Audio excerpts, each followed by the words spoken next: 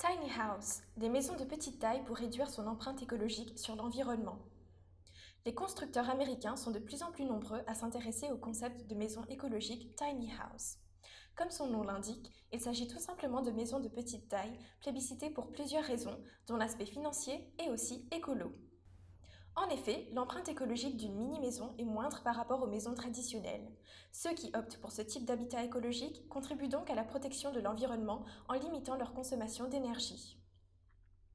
Tiny House, l'atout économique de ces maisons mobiles. Construite avec les mêmes matériaux, durables dans certains cas, de construction qu'un logement traditionnel, construction bois, etc., la Tiny House n'est pas une nouveauté en Amérique. Ce concept d'habitat avec une surface habitable réduite est né il y a déjà plusieurs décennies. Avec la crise financière de 2008 et l'arrivée des millennials, les petites maisons individuelles ont connu un essor sur le continent américain. Et pour cause, une mini-maison n'est pas chère.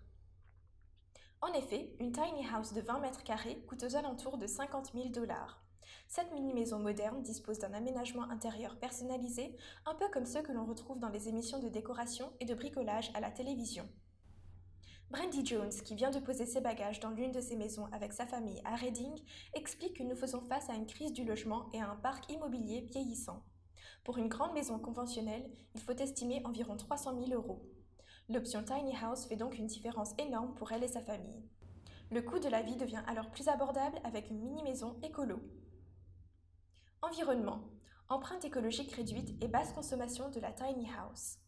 Comme le souligne l'AFP, l'aspect économique de ces maisons ne suffit pas pour encourager les gens à se tourner vers une tiny house, surtout dans un pays où la superficie d'une maison neuve est de 228 mètres carrés.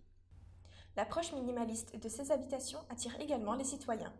Comme l'explique Scott Berrier, détenteur d'une tiny house, ces maisons sont plus fonctionnelles qu'un appartement traditionnel en dépit de leur surface habitable réduite.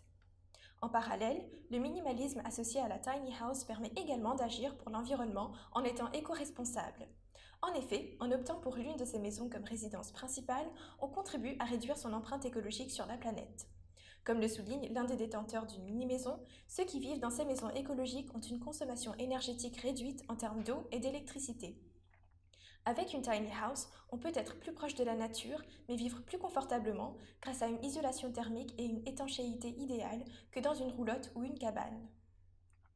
Tiny house, les freins à l'acquisition de ces maisons.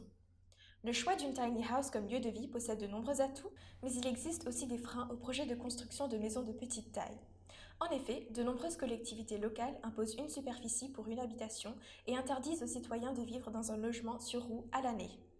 Brandy Jones rassure cependant que ces maisons avec un petit espace de vie n'ont rien à voir avec un mobile home.